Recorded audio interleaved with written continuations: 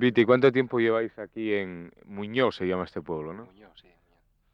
A 6 kilómetros de Noreña.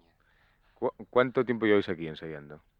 Pues llevamos aproximadamente 2 meses. 2 meses.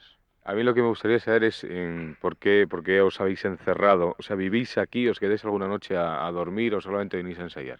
No, no, también nos quedamos a dormir. ¿Y por qué? ¿Qué es lo que está preparando Asturcón ahora en secreto? ¿Esos ensayos intensivos para qué son?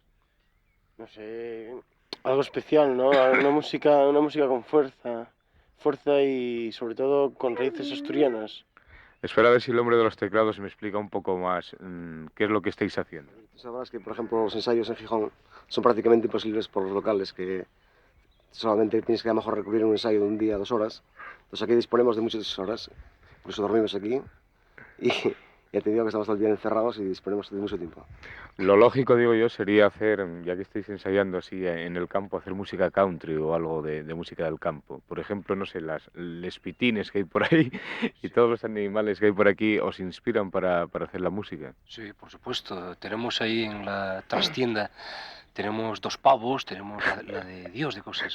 Ahora una cosa muy importante y que todo este paisaje que tenemos aquí atrás, a veces vense zorros, o sea que hay algo muy guapo, raposos, y el ganado que anda suelto por ahí.